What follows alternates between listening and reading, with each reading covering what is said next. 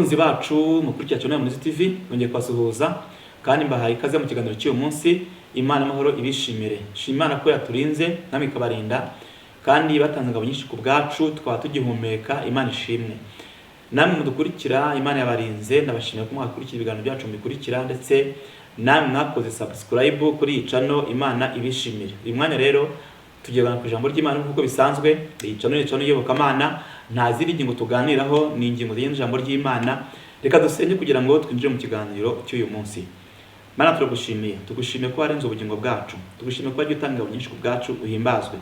Uyu mwanya turagusenge tugiye kwinjiramo udufashe kandi ijambo ryawe rikomeze kwakwa muri twebwe, umwuka yadushoboze muri byose. Senze nizeye mu izina rya Yesu Kristo, amen.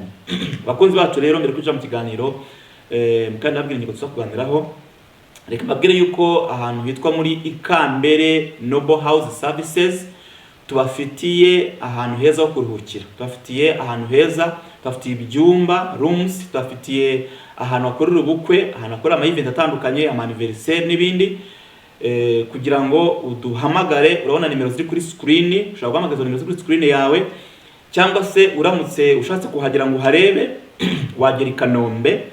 Dukorera i Kanombe, ugeze ku marembo y'ibitaro bya Kanombe hari agahanda k'amabuye ukatamo, hanyuma ukaba waduhamagara kugira ngo tuguhe serivisi nziza. Nta neza baruhukira hatuje, ukeneye kuruhuka, ari umuryango, ari couple, cyangwa se wenda ari events zitandukanye, ubukwe, ama anniversaire n'ibindi, waduhamagara kugira ngo tuguhe serivisi nziza. Ni Ikambere Noble House Services. Imana ibahe umugisha.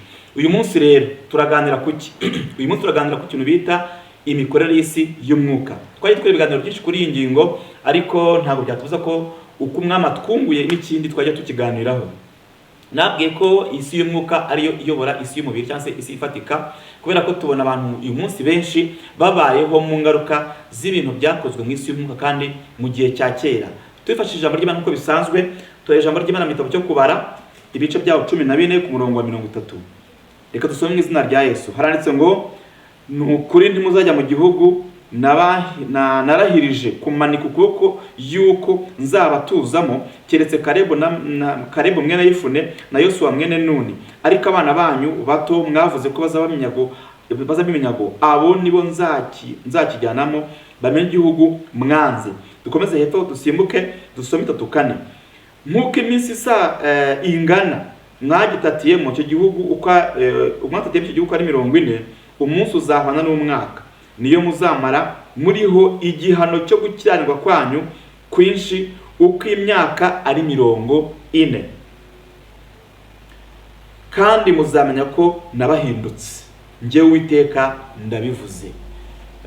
Dusomye amagambo akomeye, ni amagambo Imana yabwiye Abisirayeli ubwo bigumuraga banze ku Gikanani.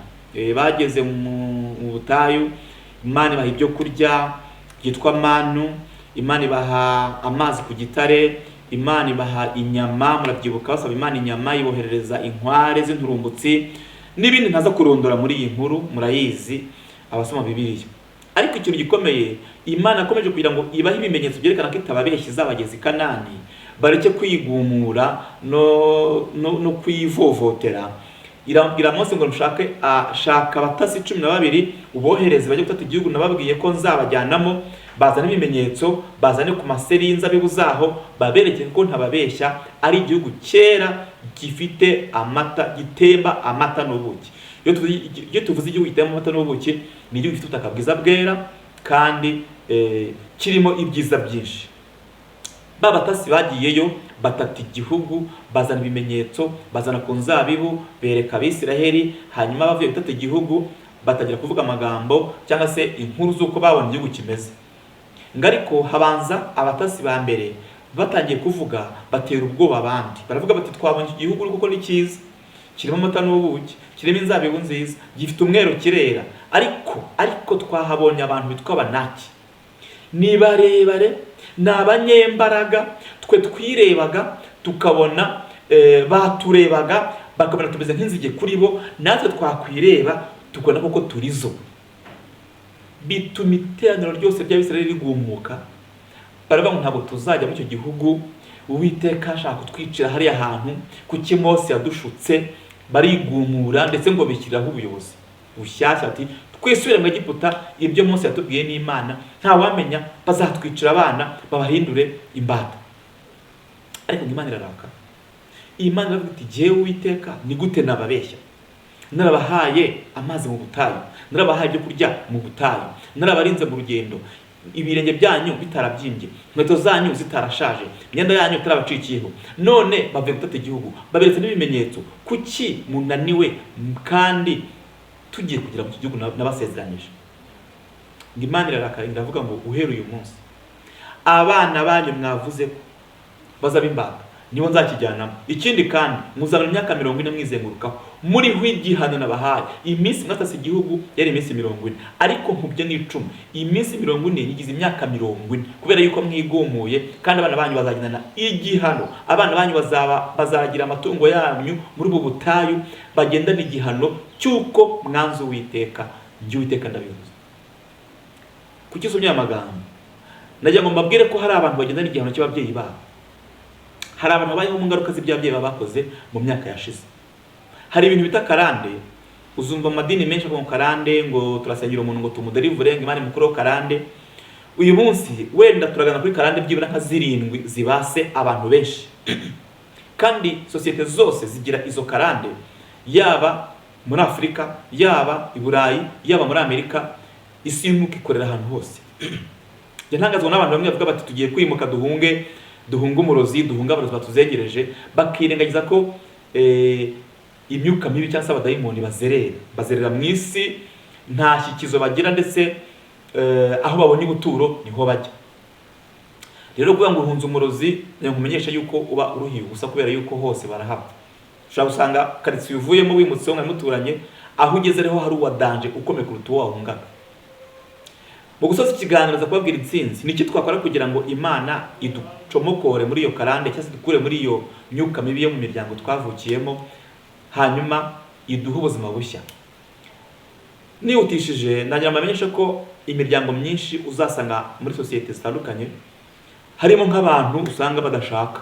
Usanga mu muryango runaka abantu ntibigeze bashaka, umukobwa agakura, imyaka yo gushaka ikagera, imyaka 30 ikagera, 40 50, ugasanga muri umuryango hari abantu badashaka, yaba abahungu yaba abakobwa. Abo bantu barahari. Igihe hari abo nzi ko duturanye ahantu nabaga, bagiraga abakobwa beza cyane, beza rwose, kandi babahanga, baba barize ku ishuri, bafite amafaranga, bafite amadiplome n'akazi keza, ariko badashaka. Ndetse ukumva abantu bamwe bavuze ngo uriya muryango ngo nabashingwe, ngo atera umwaku, ariko bakirengagiza ko hari igihe wasanga baba bariho igihano cy'ababyeyi babo. Ni ibiki rero baba barakoze aba babyeyi? Mu muryango nyarwanda mu myaka ya kera cyangwa se imyaka yo hambere, mbere y'umwaduko w'abazungu, abanyarwanda benshi ntabwo basengaga Imana iyi ngiyi yitwa Uwiteka umuremyi w'ijuru n'isi, ntabwo bari bakayimenya. Ngira ngo abazungu bageze mu Rwanda hagati y'imyaka 1886 kugeza wenda muri 1910, ariko nibwo bazanye iyobokamana rishyashya. Mbere yaho gato habagaho gusenga Imana gakondo, zirimo Ryangombe, zirimo za Nyabingi n'ibindi, ku buryo abanyarwanda benshi babagaho muri ubu buzima. Ababyeyi bacu dukomokaho rero, abakurambere ba kera, hari imihigo babaga barahize, bagahiga kandi bagahigira izi Mana, bakavuga bati abana bacu bazabakorera, nimuduhe umwero w'ubutaka, nimuduhe amahoro, nimuduhe guhirwa, abana bacu bazabakorera, n'abuzukuru bacu n'ubuvivi bwacu, kugira ku buvivure turababahaye bazabakorere, bazabaha inyama, bazabaha amata, bazabaha inzoga, bazabaha amaraso, bazabaha urugimbu, hanyuma nimuduhe amahirwe no guhirwa. Ayo masezerano bakayakorera mu isi y'umwuka, hanyuma igihe kikazagera babakurambere bagatambuka, bakabyara abana nabo bagatambuka, gutyo uko ibihe bye bisimburana, natwe tukazavuka twisanga muri ayo masezerano basinyanye n'abazimu. Hanyuma ugasanga aba bazimu baje kwishyuza muri uwo muryango icyo basokuruza basize bavuze. Ugasanga rero uwo muntu yisanze mahitamo abiri, ahitamo kubakorera ibyo bashaka, abaha ibyo basize basinye cyangwa se basezeranye, cyangwa se bamwice, cyangwa se bamwica urupfu, cyangwa se bamubuza amahirwe mu buzima. Ari usanga abantu benshi badashaka, abandi batabyara, abandi inda zivamo, abandi barabaye abasazi ku musozi. Ugasanga hari abana babaye abasazi ku musozi, abandi babaye nk'aho batuzuye mu mutwe, kwiga byaranze. Nabonye inkuru kuri televiziyo imwe bagaragaza umwana ngo umaze imyaka 20 ngo yiga mu mwaka wa mbere primaire atarayivamo. Ukibaza ngo ibyo ni ibiki? Iyo baye nk'agasaza akiga mu wa mbere primaire yaranze kuhava byaranze, nyine abarimu bagasanga ntabwo bamwimira kubera yuko ubwenge bwe ntibuvaho buri.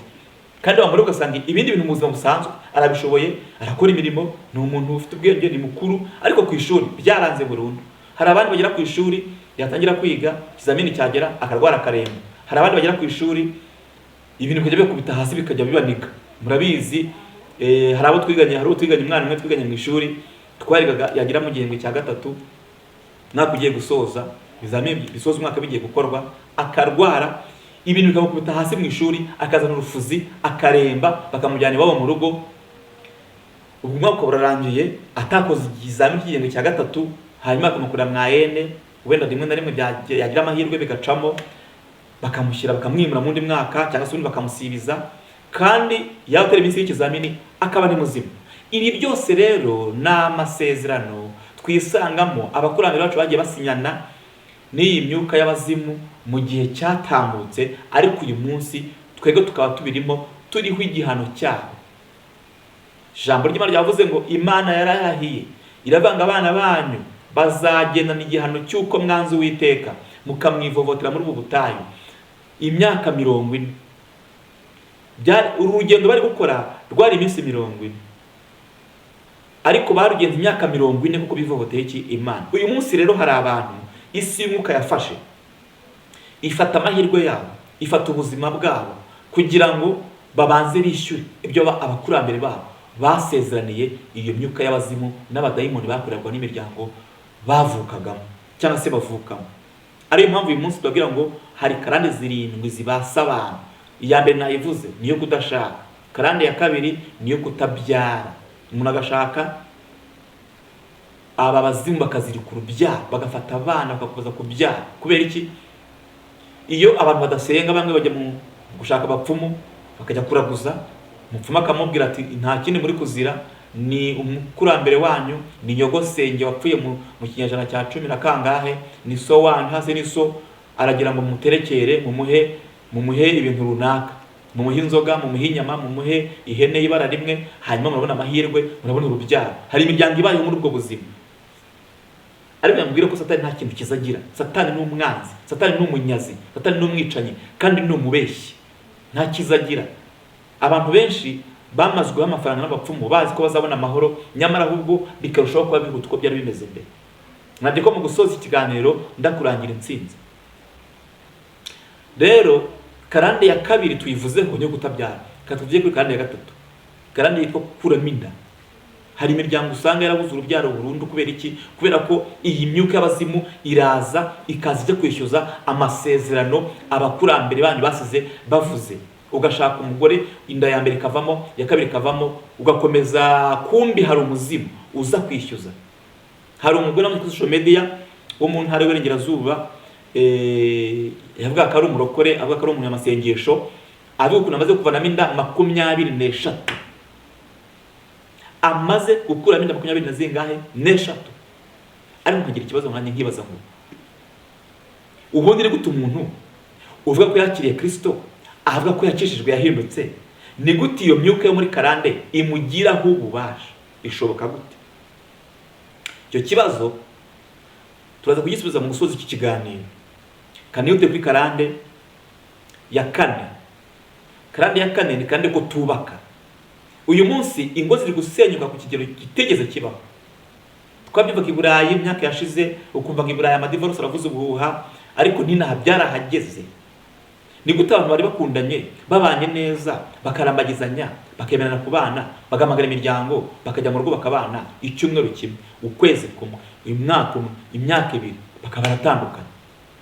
Kiri gitangaje nuko abantu benshi batandukana cyangwa se divorce zibaho bari bageze ahantu ibintu bimeze neza, bari bagiye gutangira gusarura imbuto z'umugisha Imana bahaye w'urugo. Mbabwire yuko umugisha wose Imana itanga uba mu muryango, famille, umugore, umugabo n'abana. mbabwire yuko ariho Imana yabitse umugisha w'abantu. Umuntu uzi yuko atazashaka, umuntu uzi ko yanze gushaka, umuntu uzi ko yatandukanye n'uwo bashakanye, nta mugisha uzabona utari mu rugo, famiye.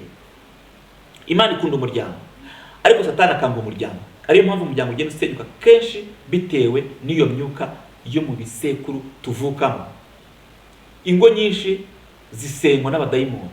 Ugashaka ikintu abantu bapfuye ukakibura.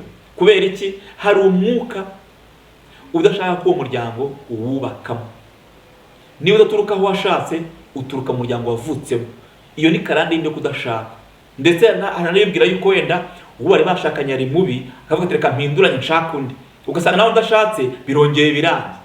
Ugahora uzenguruka wizengurukaho nta rwa rugendo. Abisirayeli bizengurutseho imyaka 40 kubera igihano cy'Uwiteka. Uyu munsi hari abantu baye mu cyo gihano cy'abakurambere babo cyuko iyo myuka y'abadayimoni iza kubishyuza ibya sekuruza babo bashyize basezeranye, bashaka kumuyiterekera. Nabonye hari umugabo ntavuga izina washinze ngo ikigo gishinzwe kugarura iyo myizerere gakondo ya kera, yirwa yigisha abantu guterekera no kubandwa, nyamara nta kiza kibirimo uretse Kristo wenyine nubasha gutanga amahoro. Ibindi byose ni umuyaga utumuka, ni umurama utumuka. Karande ya gatanu ni karande yo kwiyahura. Uzuba ku nkuru ku binyamakuru bitandukanye bakubwira bati umuntu yiyahuye, yagiye umugozi arimanika. Ugasanga ntacyo yagize gute, nta kibazo yari afite umuryango, yari afite ubuzima, ari mu yimanitse mu mugozi. Kumbe we hari amajwi aba yumvishije mwebwe mutumvishije, akamubwira akamushyira igitutu, agashizwa yagize gute, yimanitse mu mugozi. Buriya abantu benshi biyahura babiterwa n'uwo mwuka w'abadayimoni utuma biyahura bakiyambura ubuzima. Ariko se mu by'ukuri ni ikihe kibazo hano ku isi umuntu yagira ku buryo ubuzima bwahagaze uretse kwimanika? Kuko Imana ihindura ubuzima. Situasiyo yose waba urimo, Imana ihindura ubuzima. Uko twari tumeze siko tukimeze. Kandi ijambo ry'Imana muri Zaburi 30 riravuga ngo ahari kurira kwararira umuntu, ariko bacya mu gitondo impundu zikavuga. Abantu benshi biyahura haba hari imyuka yababwiye kwiyahura. Ndetse uzasanga hari imiryango ifite iyo karande ku buryo kugira ati umuntu wese muri muryango bariyahura. Ni ukuvuga iki? Ni ukuvuga ngo hari umwuka uva mu gisekuru utuma abo bantu bagira gute, biyahura. Karande ya gatandatu ngiye kuvugaho ni karande yo kutiga. Abantu ugasanga umuryango wose nta muntu wize ngo byibura arangize segonderi, nyamara ubuzima Imana yatugeneye ntabwo ari bwo tubayemo none, kubera yuko Imana ivuga yuko icyo tugambireho igiye kutugirira ari byiza atari ibibi. Abantu benshi usanga babaye mu buzima rero Imana itabageneye kubamo. Ugasanga abantu umuryango wose nta n'umwe warangije na primaire. Iyo ni karande mbi cyane. Iyo karande nayo irahari, ibasa abantu benshi. Abana bose bajya mu ishuri bakarivamo, bamwe bakabibirara. Hari umwana twiganye muri segonderi, iwabo barabakire, nta kintu babuze, ariko ishuri yarivuyemo. Haba hari imyuka irimo kumusunika. Abo musinzi akiri umwana yiga muri segonderi, akaza buri munsi bakamwirukana, ubundi bakamushyira muri externe kujya kuba hanze y'ikigo, kwabaga muri boarding, bikananirana bakamwirukana bakamushyira ku kindi kigo, naho bikananirana kubera ya myuka idashaka ko yiga. Birangira bamwirukanye burundu, ibigo byose biramwanga. Hari abantu nawe uzi dukurikiye bameze gutyo, byaranze burundu. Iyo ni karande mbi cyane. Reka nsoze kuri karande ya karindwi, nubwo hari ibindi byinshi naza kurondora. Uyu munsi nasiba kuvuga kuri karande zirindwi byibura zisa nkaho zibasa abantu muri rusange, arizo nifuje ko tuganiraho uyu munsi wa none. Kandi usanga abantu benshi bari muri ubwo buzima, bisanze muri ubwo buzima, bari mu ngaruka z'iby'abakurambere babo basize bavuganye nabo bazimye cyangwa abadayimoni, ugasanga zirakurikirana abantu. Reka mvuge kuri karande y'ubusambanyi.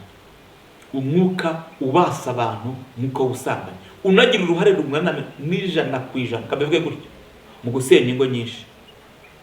Uwo mwuka nawe urahari. Abantu benshi bakanga kwimanaginga, kwijana. Hari abantu bisanga mu murimo w'uburaya atari amahitamo, we gusa akazisanga muri ubwo buzima. hari umwuka wamufashe ukamutera ubusambanyi, kugeza ubwo unamaze utise byibura waguha amafaranga runaka akagukura muri uwo murimo akagushyira ahantu akagushingira ubuzima, wakwemera kubivamo? ahubwo ati ntabwo nabishobora. Ari ingo nyinshi ziri gusenyukira, ugasanga umugabo ntanyurwa n'uwo yashakanye nawe, ugasanga umugore ntanyurwa n'uwo bashakanye, agaca ku ruhande akajya gusambana, umwe mu bashakanye abimenya urugo rugasenya. Iyo karande irakomeye kandi uyu muntu akeneye kubohoka, kandi kubohoka nta kundi. Nkiri kuri iyi ngingo kubohoka, nta mupasitori uzagusengera ngo ubohoke, nta muapotre uzagusengera ngo ubohoke, ni wowe wenyine uzabigiramo uruhare. Mu ruhe buryo?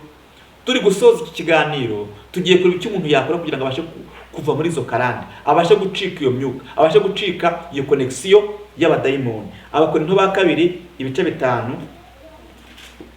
umurongo wa 17. Ni iki wakora warisanze muri ubwo buzima? Ni iki wakora ibintu byose byaranze? Ni iki wakora?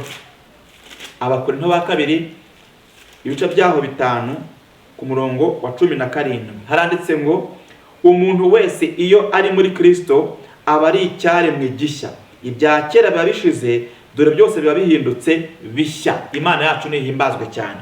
Iyo umuntu ari muri Kristo Yesu ahinduka icyaremwe gishya. Nta yindi nsinzi ni ukwakira Yesu ukajya muri we, akagukorera uburinzi, agagucomokora muri iyo myuka, agagucomoka kuri iyo karande mbi. Icyo gihe uhinduka icyaremwe gishya, ng'ibya kera biba bishize. Ndashima Imana ikuraho karande, ndashima Imana ikuraho imivumo bakuvumye ihinduka ubusa. Iyo bagukurikije iyo myuka bihinduka ubusa. Abakuroga ntibigufata, ibyo bagutega ntibigufata, kuko uri mu burinzi bukomeye, uri muri Kristo Yesu. Aho honyine gusa niho dushobora gucikira iyo myuka bita karande. Deliverance rero, kubohoka, ni wowe ukeneye kubanza guhinduka icyaremwe gishya. Wamara guhinduka icyaremwe gishya, Kristo akakubera uburinzi, ya myuka ntizakubona, za karande ntabwo zagufata, bwa burozi buzagufata. Naho ujya kugira ngo baragusengera, nguzana amafaranga, nguzana ituro, barakubeshya. Ibyo babyita ubweskoro. Ni ubweskoro, kandi twamaze kubona ko ari abanyamitwe binjiye mu bintu by'Imana kugira ngo bashe kwiba abantu. Ariko ijambo tugiye ko wowe ukeneye guhinduka ukaba icyaremwe gishya. Wamara guhinduka, Kristo akakubera ubuhungiro, hanyuma iyo myuka mibi nta izakubonera, ntabwo izagufata, kuko byose bihinduka bishya, ibya kera biba bishize. Imana y'amahoro ibahe umugisha. Iki kiganiro nshaka ko kiba kirekire cyane. Yankwibutse yuko Ikambere Noble House Services tugufitiye ahantu ho kuruhukira, tugufitiye ibyumba rooms. Ushaka kuruhuka, yaba ari couple, yaba ari abantu runaka mufite ibirori bitandukanye, dufite ahantu heza ho kwakirira abashyitsi bawe, yaba anniversaire cyangwa se izindi events, yaba n'ubukwe. Uduhamagare kuri nimero ziri kuri iyo screen yawe, hanyuma dukorera i Kanombe. Ugeze ku marembo y'ibitaro bya Kanombe haragana k'amabuye ukatamo, hanyuma ukabona ahantu icyapa cyanditseho Ikambere Noble House Services, cyangwa se ugahamagara iyo nimero iri kuri screen. Imana y'amahoro rero ibamugisha. Dusoje ikiganiro cy'uyu munsi, reka dusenge Imana, hanyuma Imana ibabohore mu izina rya Yesu Kristo. Turagushimiye Uwiteka Mana nziza, uri Imana ibasha kubohora, uri Imana ikuraho karande, uri Imana ikuraho imyaku, uri Imana itanga ubuzima. Turagushimiye kwa duhinduriye ubuzima. Dusenge abantu bose kuri iki kiganiro kugira ngo ubagenderere, batera intambwe kukwakira, kuko Kristo niwe ukuraho imyaku, niwe uhindura amateka, niwe utanga ubuzima. Hari indwara zabasa abantu ziva muri karande mu bisekuru bavukamo, uzibakureho. Abarwaye Mwami indwara zitandukanye bakize. Iyi myuka yabasabanye igafata amahirwe yabo, igafata ubuzima bwabo. Turasenze ngo abohore, turasenze ngo ibarekure mu izina rya Yesu, kuko uri umunyembaraga, kuko ubasha kubohora abantu bawe. Ubabohore kandi Mwami wacu ubahe ikimenyetso cy'ibyiza. Turagushimira kubanya muri iki kiganiro. Twizeye ngo Yesu urakoze. Amen.